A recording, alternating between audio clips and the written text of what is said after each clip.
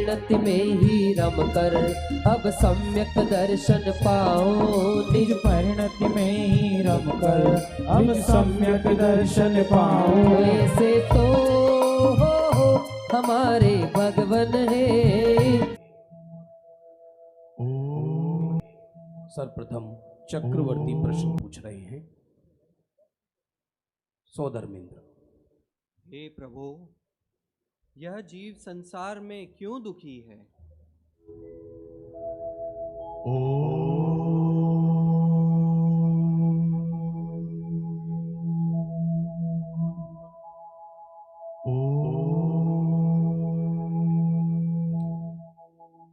सुनो भव्य, मिथ्यात्व, अज्ञान और असंयम से यह जीव संसार में दुखी है। उसमें भी मिथ्यात्व दुखी होने का प्रमुख कारण है।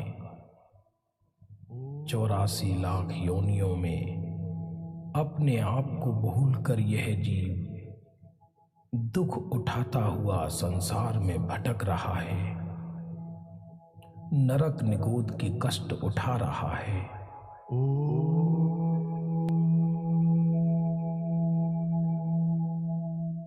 हे परम भट्टारक तीर्थादिनाथ, મિથ્યાત્વનું સ્વરૂપ શું છે કે જેના કારણે જીવ સંસારમાં અનંત દુઃખ પામે છે?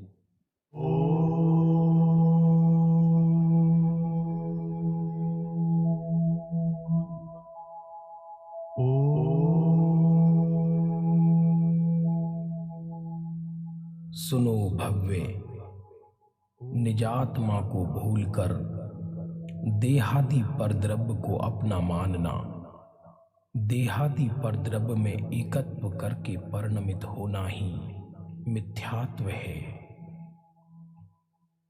जब जीव देह को अपना मानेगा तब देह में ही सुख खोजेगा। जहां सुख है ही नहीं वहां सुख कहां से मिलेगा? तब दुखी ही होगा। सुख तो अंतर में है, अंतर में है। तू वहीं खोज, वहीं खोज।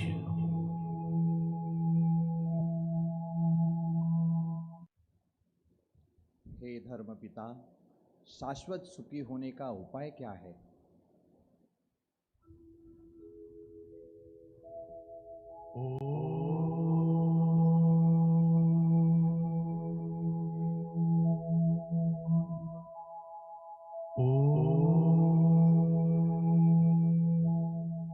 सुनो भव्य, आत्मानुभूति पूर्वक मिथ्यात्व का नाश करना ही सुखी होने का उपाय है।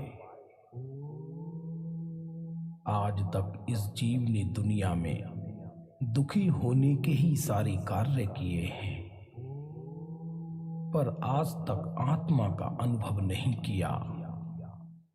आत्म अनुभव के बिना अनंत काल में भी लाखों क्रिया कांड करने पर भी अज्ञानी जीव सुखी नहीं हो सका।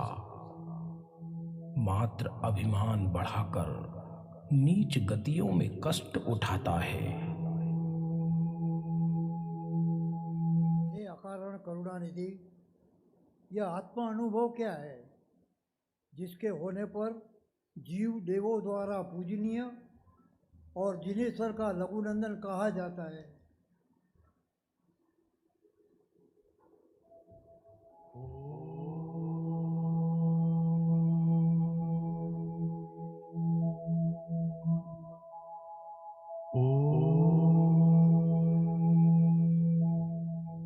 सुनो भव्य, सर्वप्रथम परद्रव्य, परद्रव्य के भाव अपने विकार। सुनो भव्य, सर्वप्रथम परद्रव्य, परद्रव्य के भाव अपने विकारी भाव एवं पर्याय मात्र से भिन्न निजात्मा का निर्णय करके पश्चात पर से उपयोग हटाकर निर्विकल्प होकर ध्रुव आत्म स्वभाव में रमण करना ही आत्म अनुभव कहलाता है। इस आत्म अनुभव के काल में अनंत आनंद के झरने झरते हैं। यह आत्म अनुभव यदि अंतर मुहूर्त तक हो जाए तो जीव को केवल ज्ञान प्राप्त हो जाता है।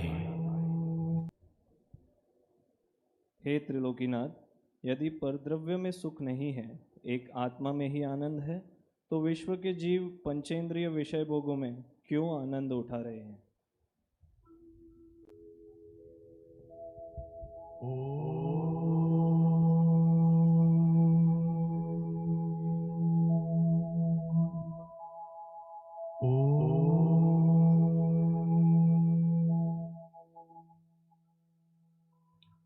सुनो भव्य, सत्य तो यह है कि संसारी जीव भोगों की आग में जलकर अनंत कष्ट उठाता है, भ्रम से आनंद मानता है। आनंद है नहीं, आनंद तो निज चैतन्य सागर में ही है। जिसमें सुख है ही नहीं, वहां कहां से मिलेगा?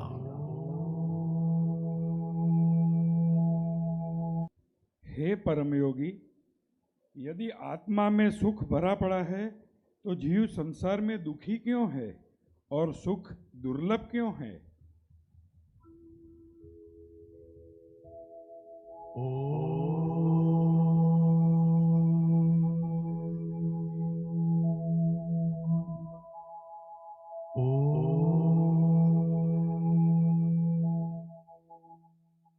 सुनो भव्य, इस जीव ने आज तक काम भोग बंध की ही कथा सुनी है। उसी का परिचय है, उसी का अनुभव है। पर से विभक्त, स्व से अभिन्न निज भगवान आत्मा की बात न कभी सुनी है, न उसका परिचय है। फिर उसका अनुभव कैसे हो?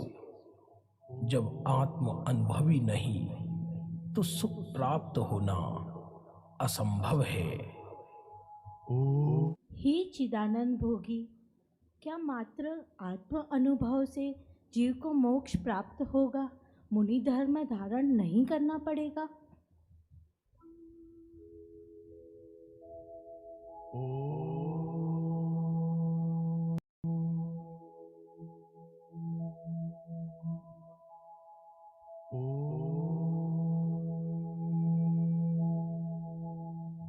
सुनो भव्य, मुनि बने बिना आज तक कोई जीव न मोक्ष गया है न जाएगा।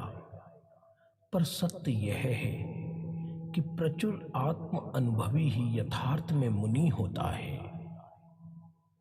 जो गहन आत्म अनुभव नहीं कर पाता, वह घर में ही आत्म श्रद्धान के बल से आत्म कल्याण करता है। 100 इंद्रियों द्वारा पूजित हे परमेश्वर,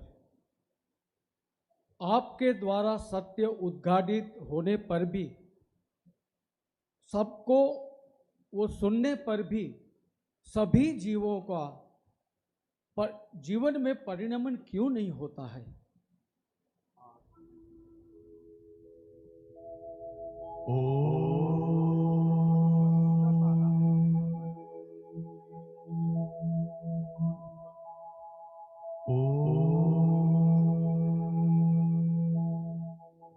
सुनो भव्य, सत्य का श्रवण होने पर भी यदि जीव को सत्य का विश्वास, सत्य का निर्णय एवं सत्य की भाव भासना नहीं है, तो जीवन में सत्य परिणमित नहीं होता है।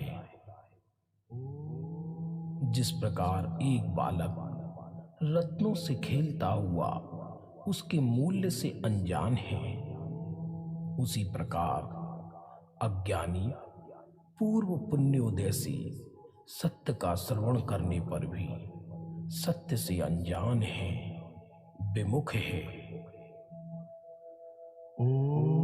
अंतिम सभा से 12 नंबर। अहो हाथी, घोड़ा, सिंह, गाय, बળદ, આવો આવો અહો સમવસરણ. હે પ્રભુ, પશુઓનો પણ આજે ઉદ્ધાર થશે.